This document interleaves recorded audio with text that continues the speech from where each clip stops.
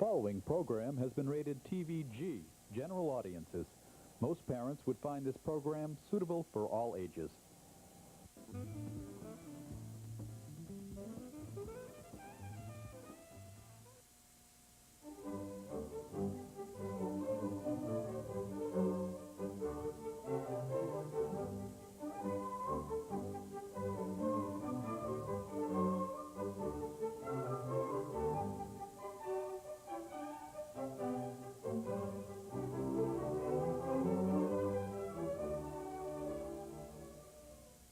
Hi, I'm Fran Foster from Septucket Lodge in East Bridgewater. Welcome to our program. This will be our 21st program that we've produced in a continuing series of what it means to be a Mason. And with me tonight is Michael Kaulbach, the historian and librarian at Grand Lodge Library, and Gordon Matheson. And Gordon, I'm going to let you announce your title. I am Vice President of the Allen E. Roberts chapter of the Philadelphia Society, an international Masonic research society. You mentioned research.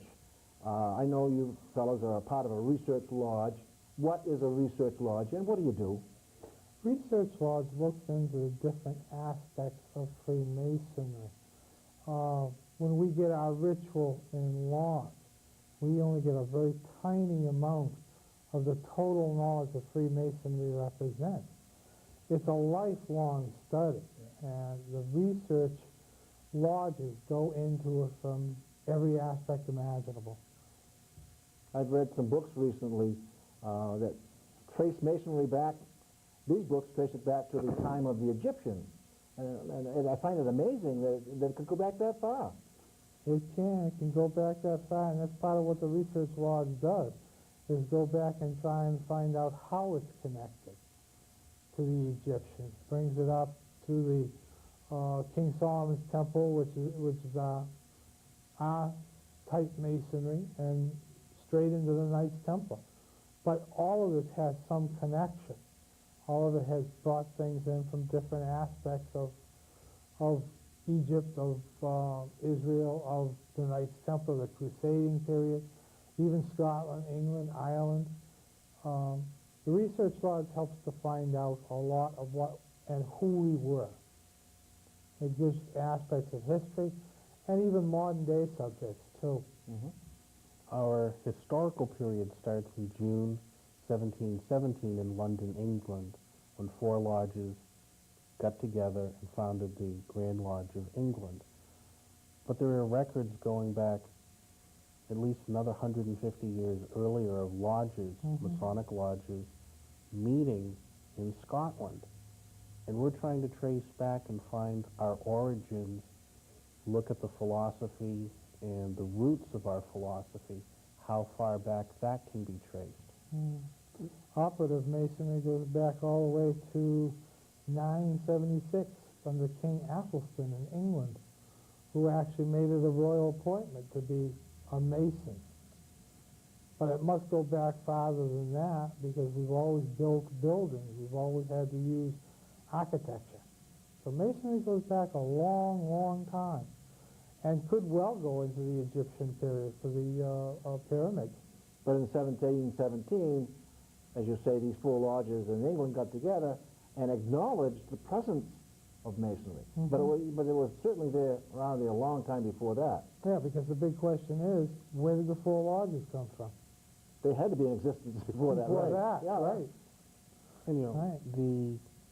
the label of Masonry being a secret society was true at one point. It was evidently an underground society that took the intelligentsia or political officials and brought them into operative Masonic lodges at some point. And we're trying to find the origins of that. How much is Freemasonry tied up with the Reformation in Europe in that period? Well, the Masonic secrets of the time were the building secrets to allow them to square a stone, and the secrets of construction to allow them to travel in foreign countries. Because they were free to travel as a Master Mason. They were free to travel anywhere they wanted to. That's where the term Freemason comes from.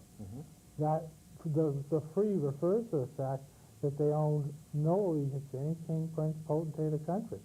They could go wherever they chose to go, and actually did follow from job to job to job all throughout Europe. But some of these jobs might have taken a century to build, and they spent their whole lifetime on that one particular construction project. Yeah, it's not an uncommon event to see. The masons would stay there. But of course, you could only ever have one master mason on any job. Oh, really? And then you'd have the fellow craftsmen and the apprentices under him. So they were all fellow crafts with one master Right. leading as supervisor. Well, even here in this state, in Massachusetts, up to around 1750, masonry only had 2 degrees in the apprentice and fellow craft. Oh, really? You had to join another lodge, a master's lodge, to become a master's mason. That's where the York Rite comes in, is it? That's part of the York Rite. The 3 basic degrees in apprentice, fellow craft, master mason lead into the York Rite. And the degrees in chapter, council, and commandery really finish the basic lessons you're learning in the York Rite. But that's where research lodges come in. Some of these questions still remain unanswered to this day. Like the story of the Ark of the Covenant. Well, no one really knows where the Ark of the Covenant went to, and yet that is part of our Masonic lore. It's part of what we do. It was rumored to have been buried under King Solomon's original temple when it was destroyed, but nobody has ever found it. Nobody's ever found it. Today, the rumor is that it's in Africa, and there is a town in Africa that claims that the Ark is there. Problem is that there's only one person that's allowed to see it. He's a priest. Interestingly enough, it's a Jewish type religion, even though the people are black. But it's in Ethiopia. Ethiopia. That's right. He's the only one that can get in to see this. Really? But once a year they have festivals where they bring out representations of this Ark. That's interesting. I didn't know that. I know that there's one of the books that I read that said that the Knights Templar, one of their agendas, so to speak, was to excavate the King Solomon's temple and look for the treasures of King Solomon. Correct. Whether they ever found them or not, nobody ever knows. No one knows, and that's another thing research lodges are still looking into to this day, and they have been. Now, I'm a member of a research lodge in London, England, Quattro Coronati, and that lodge was started in 1884 in London. They have been looking into subjects like that, and have been looking into that, actually, since 1884, with different ideas coming from different areas, and no one really coming up with a definitive answer. There's just too much to this. A lot of people will tell you the Knights Templar did find the secrets and took them to Scotland. So who really knows? You mentioned this research lodge in England. It is the Quattro Coronati Lodge, and last year you were awarded the Norman B. Spencer Prize Essay Award winner. Right. This was they've only awarded it 19 out of 25 times, Right. and this was the first time anyone in the United States has been given that award. Now, Yeah. can you explain what that was for? I'm proud of that one. The award itself is for the best Masonic essay of somewhere between 15,000 and 30,000 words, which is a fairly long essay. Most books are around 20 to 25,000, paperback books. So it has to be something really done well and really researched well. The subject I picked was a natural one for me, being and working with the library at Grand Lodge. I picked a day in the life of a Masonic librarian and just told exactly what we go through on a day-to-day basis. And they thought it was very good, gave me the award, and it was an experience going to London to get that, too. Yeah. It really was. Gordon, as the vice president Vice President. of the Helen E. Roberts chapter. Ellen E. Roberts chapter, the society, I have problems with that name, Philalethes. Philalethes. Where does that fit into the research scheme of things? Philalethes Society goes back to 1924. the International Masonic Society. You must be a Master Mason to join. They look to destroy some of the myths of Freemasonry, like you hear stories that all of General Washington's generals in the Revolutionary War were Freemasons. About a third were. You hear that St. Andrew's Lodge closed and proceeded to the wharfs, threw the tea into the harbor. There's no record of that. It's a nice story. Be nice to take credit for it, but it can't be proven. Don't they have lodge records that there was a big T on one of the pages? Having seen the page, having seen the actual page at the Grand Lodge Library, just looks like part of someone's signature. Doesn't look like anything Really? It's a special. flourish that they added, but Oh, yeah? it looks like a T, and that's where the legend came. Okay. came in. It's a nice story, but there's no proof of it. Well, a lot of things that happened in Masonry there's no proof of. True. Some of the old records were destroyed. Well, another thing is, you are committing an act of treason against the world's most powerful government. You're not exactly going to advertise it, are you? I wouldn't think so. They were not joking in Philadelphia when they signed the Declaration of Independence. They were signing their death warrant. If they had lost, they would have been hung as traitors to the crown. And they knew it, too. They knew it. Yeah, it was a desperate battle that they commenced on. And no prizes for second place. No. No. The winner takes the spoils. The winner writes the history. And the Philadelphia Society has evolved over the years, and I believe it's over 5,000, coming up on to 6,000 members worldwide. These chapters meet as frequently as they want. One of the requirements of the chapter meeting is that it be at a restaurant or where there's good food. There's always the joke that where there are two Masons, there has to be food. But there are speakers that we have at the chapter. This one is just starting, and we plan on having our first meetings in February of '98 here in Massachusetts. Oh, there's a chapter in Massachusetts? This is what's starting. Oh, great. Information is at the Grand Lodge Library. It is also at the Grand Lodge webpage on this society and on this chapter. The Philadelphia Society has gotten very involved in the internet and the World Wide Web. I have it on my computer as a favorite place.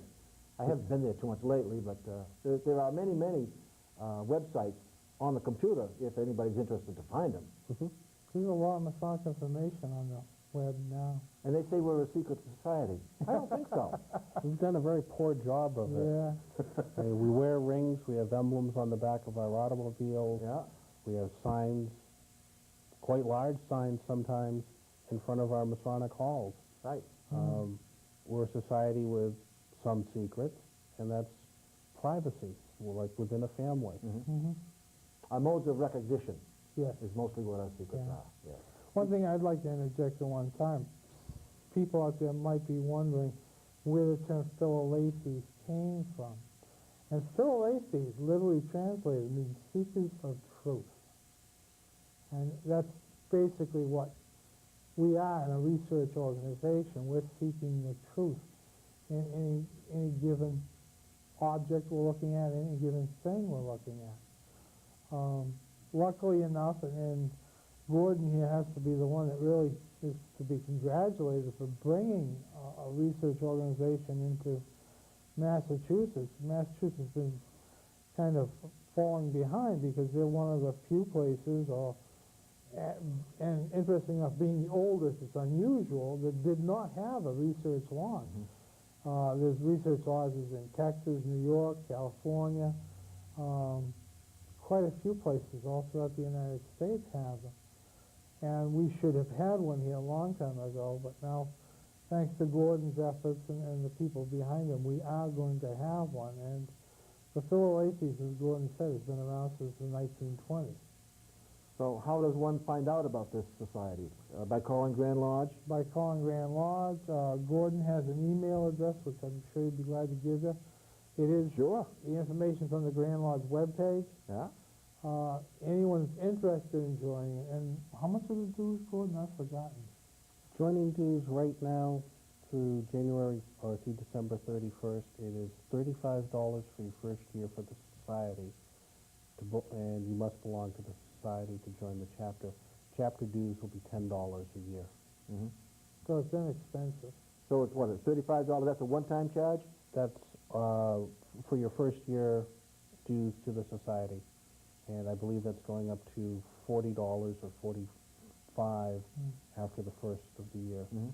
And that's not bad because they do have their own publication that comes out every 2 months, the Philadelphia's magazine, and that is part of the dues structure would be to get this. Yep. And there are featured articles and general information that is incredible, I think. I go through it page by page when I get at the Grand Lodge Library. This past March, we lost our executive secretary, Alan E. Roberts, who is unquestionably the best-known American Masonic author of this half of the 20th century. Books on President Truman, General and President Washington, Masonic trivia, Masonic facts. One of the finest books is the, I'm drawing a blank, the white one. Oh, the House Undivided. Yep, House Undivided, about the American Civil War and acts of Masonic brotherhoods that occurred on the battlefield. Part of that is talked about in the Friend to Friend program that the Grand Lodge of Pennsylvania has in the monument at Gettysburg. Yeah, But, some people don't know that at the end of the day, when shooting stopped, because it was dark, they would all gather out on the battlefield to pick up and tend their wounded. And they would have Masonic meetings between enemies. And there's The next day they'd go back and shoot at each other. there's actual events on the battlefields where they stopped the battle because somebody saw a Masonic sign, and they actually stopped until they could get this person to cover. It's amazing, and that's part of what Masonry is, though. And part of the Research Lodge is to go deeper into what Masonry is. Masonry is basically a philosophy, it's a way of life. We learn some very incredible lessons that make us better as men and human beings. And it's lessons that we can literally impart to other people as well. And the Research Lodge helps to look into it. You have some short talk bulletins from the Masonic Service Association. Yes, that's one of the things that has come out in research. And this one happens to be on the Philadelphia Society. It's volume number 75, January 1997, if anybody's interested. We do have these at the library, and if I run out of them, I'll make copies for people. And it does give a nice explanation, and interestingly enough, it has a blank on the back for you to fill out for membership. So it's all inclusive. Now, the Short Talk Bulletin is produced by the Masonic Service Association. Correct. And they're from Silver Spring, Maryland, Correct. 10 Fenton Street. Yes. That's right. And it's $4 a year to be a $4 member. a year. And they have many, many publications. Among them is the Short Talk Bulletin, which is a little pamphlet that explains different facets of Masonry. And I've seen your name as authoring some of them, too. Yes, they're authored by an awful lot of people. They are a good resource for discussions after a meeting. If you'd like to discuss any topic you want to talk about. They give a nice intro to the discussion, and then you can build on the discussion from there. Good. So they make it good, and for $4 a year, It covers the cost of postage. yeah, it's just about You can't covers go the wrong. cost of postage. If you're interested at all in Masonry. Right. And this is one of the better-known research organizations right here, the Masonic Service Association. Even though it didn't start out as a research organization, today it's evolved into one. And the Masonic Service Association also sponsors the hospital visitation program. Correct. We'll be doing a show about that, I think, next week. Oh, good. Good. Very interesting. So, the Masonic research lodges, you say all over the world? Yes, yeah. And interestingly enough, another one of the things that I have here is a list of chapters of Philalethes. There's 3 in Canada, 1 in Israel, 1 in Scotland, and probably about 25 in the United States. Throughout the United States, from Virginia, Texas, Pennsylvania, California, Indiana, all throughout the United States. I also brought a list of research lodges, and best-known research lodge in America is the American Lodge of Research, and that's in New York. That's probably the biggest one here. The oldest, as I said, is Quattro Coronati. They have number 1. It's number 2076 on the Registry of the Grand Lodge of England. And they now have, I think it's just a tad under 10,000 lodges in England. There's something like, I think it's 600 or 800 lodges in London alone. But a lodge of Masons in London might have only a dozen people in it, right? Correct. They are much smaller than They're that. much yeah. smaller, yeah. Like the trade lodges. Yeah.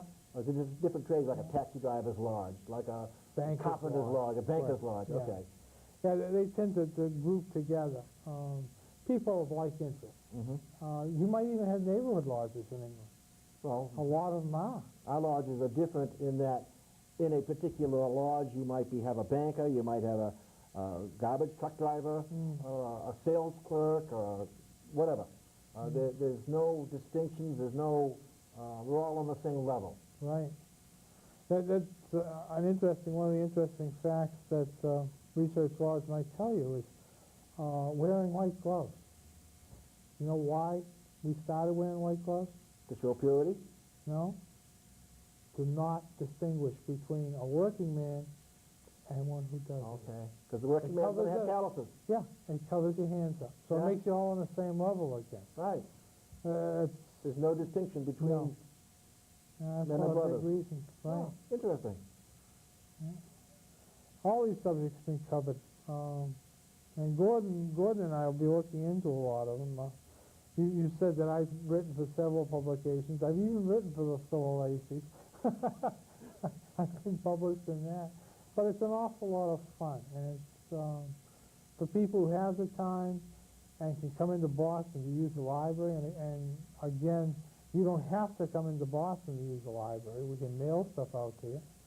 You can research literally any subject that you might be interested in. From the Knights Templar and their treasure, which still hasn't been found, and may someday be found. They believe it's buried up in Oak Island. Yes. Yeah. I'm That's going one up there theory. to find Huh? out. Pardon? And that's one theory. Yeah, one theory, yeah. Well, doesn't one of the Sinclairs have a house up there in Newfoundland that traces back to the 13th century? There's the remains of a castle. It was built Remains up of a in castle. 1398, right? Okay. Another theory is that it's in Scotland in Roslin Chapel, which was Chapel. built by the Sinclairs. Uh-huh. But you can go from that angle all the way into the origins of Freemasonry, which to this day have never been definitively answered. Where did we come from? We just don't know. And that's one thing that can be answered. And who knows, maybe one of the three of us will find it. There's a lot that can be studied about our unsecret society. Absolutely. And believe me, when you say a secret society, in Massachusetts, in our library, we have approximately 90,000 books on Freemasonry That explains in about 8 different languages. That explains everything. Yes. I asked you the other day, do you have books in Braille? Yes, we do. You do? Yes. Okay, fine. I did bring one with me, and I'll Because give that to you later on. I know there are some sightless Masons out there, and some are able to read Braille. Yeah. That's another thing the Masonic Service Association is very good at. They are starting to publish a lot more in Braille. They also have talking books where the books and pamphlets that they publish have been recorded. So, Good. we serve everybody and everything, in all aspects of Freemasonry, whichever you want to talk about. if anybody's interested in joining any of the research lodges, especially Quattro Coronati, there is a local secretary. There's a secretary for every state in the United States and for most countries.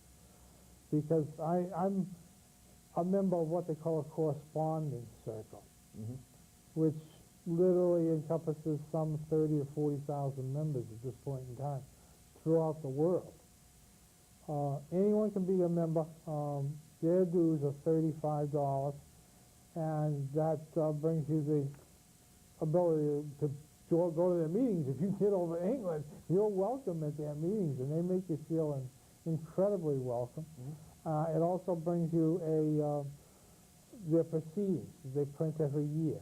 And the proceedings literally are the papers that are sent into them. That various people, various subjects. All the research papers that have been done during that year? Yeah. Oh, fascinating. Now, So it's interesting. next year you won't have to go to London to attend a meeting of Quattro Coronati.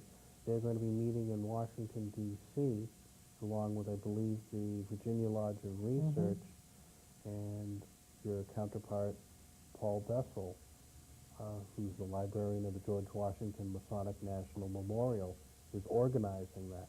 I believe that's going to be in July of '98. Yeah, I think it would be, because that would be one of the communications. Well, I'll try and be down there for that. Well, I don't get to travel that much to foreign countries or other states. Pretty much restricted to the state of Massachusetts. Hey, you don't have to leave your home. All you have to do is send into the library or join the Phil Lacey Society, because you're going to learn an awful lot there on Masonry. I've read one of the books on the Philalethes Society. I forget the name of it now. It's in the Lodge Library. It was quite interesting. They had a lot of little articles Well, in it. Massachusetts is blessed by two of the finest Masonic libraries in the world. The one at the Grand Lodge of Massachusetts. The other one is out at the Scottish Rite Supreme Headquarters in Lexington. The one in Lexington is not a lending library, it's a research library, but they have excellent range of materials there. Yeah, we did a couple of programs on the Museum of our National Heritage. One on the fraternalism in America, and one on the museum itself. Oh. That was quite interesting. I'll put a plug in for the library at Grand Lodge. Our library at Grand Lodge, and every Massachusetts Mason should be very proud of this, is considered to be the best Masonic library in North America. Really? And we're second only to the Grand Lodge in England, and in my personal observation, having gone to England, we're not second by that much. I have one of your books now that you sent me. I gotta put it in an envelope and send it back to you. That's a good way to do it. Any Mass Mason can do that. Yeah. All they have to do is call the Grand Lodge, librarian, either Cynthia Alcon or Michael Kaulbach, and ask for whatever they're looking for. Right. And they'll mail it out generally within the next day. Yeah, generally within 24 to 48 hours. Is there any time limit on keeping the book? We let you keep it for 1 month. However, I keep telling people if you need it for more than that, all you have to do is call up and we renew it for you automatically for another month. Now, the number of Grand Lodge, they can reach that at 1-800-882-1020. Right. Right. And then when the operator asks, says, hello, Grand Lodge, you ask for the library. Right. And be connected right to the library. Be connected right up to it. And if by chance either one of us aren't there or both of us aren't there, we get the voicemail and we answer it right away. Well, I see our time is just about up. It's been very interesting talking with you. Michael? Thank you very much, Frank. Thank you. I appreciate it. Gordon? A pleasure, Frank. Thank you. Thank you for coming on, being on our program. Certainly. Until the next time, this is Fran Foster from Septucket Lodge. Have a good day.